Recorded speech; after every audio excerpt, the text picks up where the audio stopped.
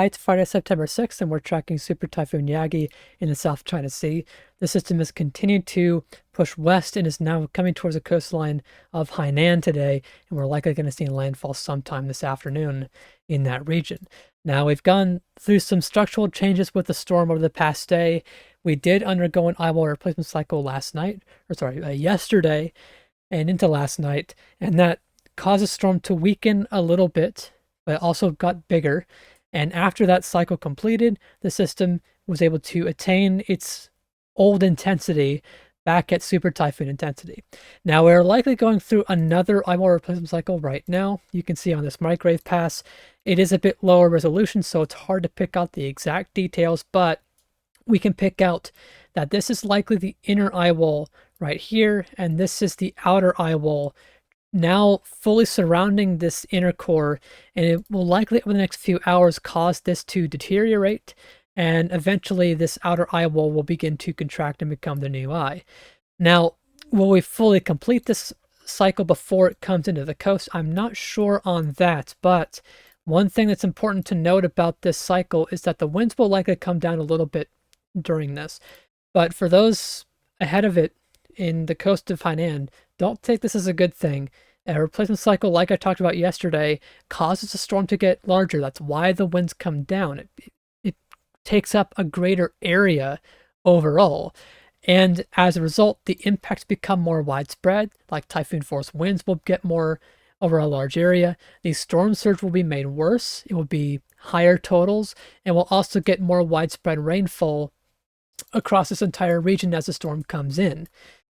Now, you'll also pick out that compared to what we talked about yesterday, the storm appears to be well south of forecast. We talked about yesterday when it was back here that it was forecast to generally track west-northwest, and we were looking at a landfall generally in this vicinity west of Hong Kong sometime this morning. That has not happened, and you can see at the beginning of this loop for a time we were actually losing latitude on this storm's track.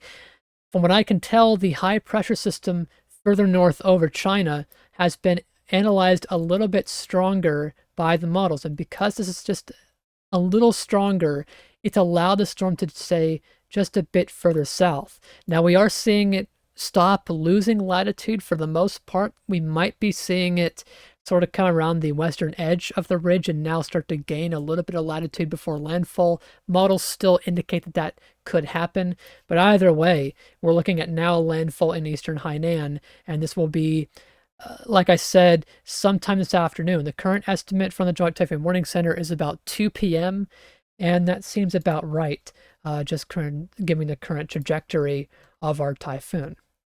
You can see their forecast right here, showing it weakening a little bit from the current replacement cycle. But again, like I said, the system will be gaining size as it does go through this cycle. So we'll be having widespread impacts across this entire region of southern China and Hainan as it comes through.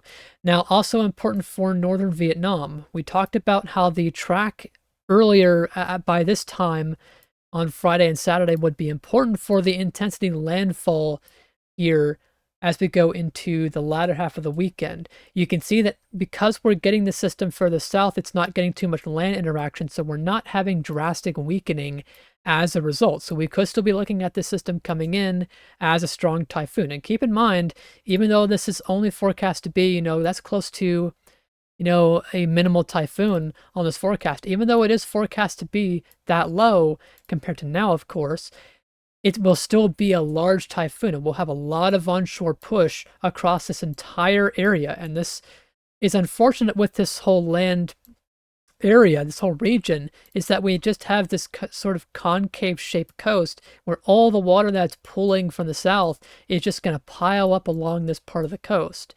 And this could lead to a lot of flooding issues along the coast.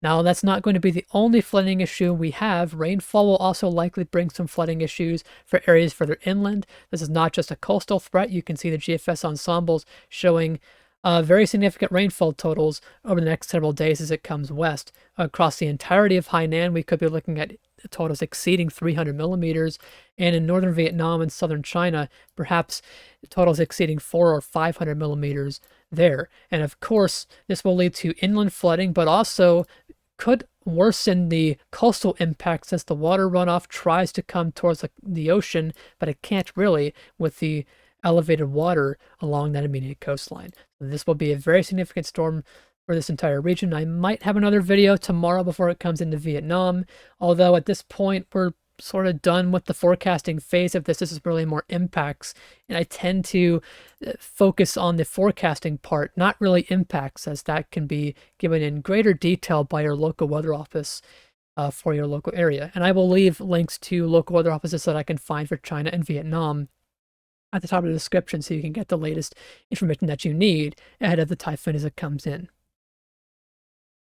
All right, we're now going to move to the Atlantic briefly as we have several disturbances. We have like 5 areas of interest active right now in the Atlantic, but all of them are low chance of development. This Atlantic is unusually quiet for this time of year, but we do have something to watch in the Gulf of Mexico. This is Invest 90L, dubbed by the National Hurricane Center earlier today.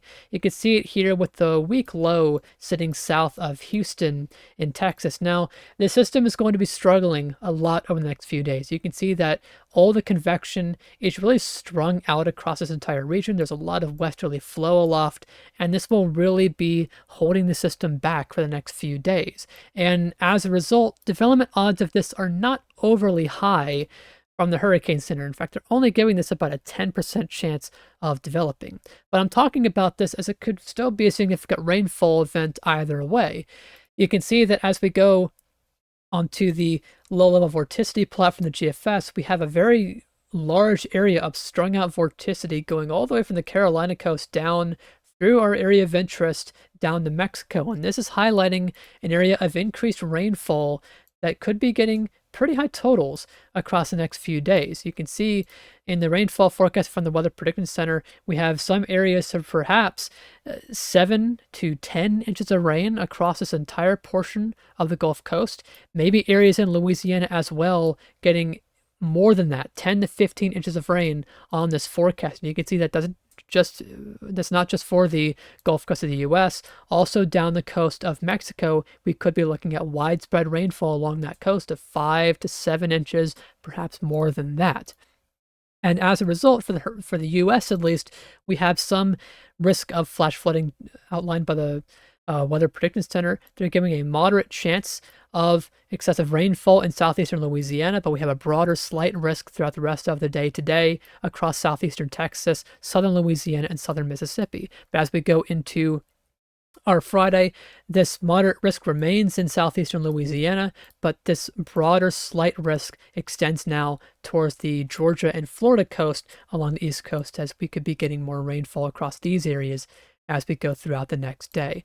And of course, for these areas, getting this rainfall, make sure you're staying tuned to your local National Weather Service office and the Weather Prediction Center for the latest information on their excessive rainfall outlooks.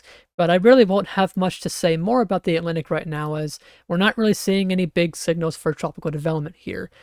All of the areas of interest, like I said, are low chance of development at this time. That's all that I've got for today. Thanks for watching. Stay safe in China and Vietnam as our typhoon comes through. Hopefully the impacts are not as bad as we're expecting, but when you get a strong typhoon like this, you tend to expect some pretty bad impacts. But that's all for now. Thanks for watching.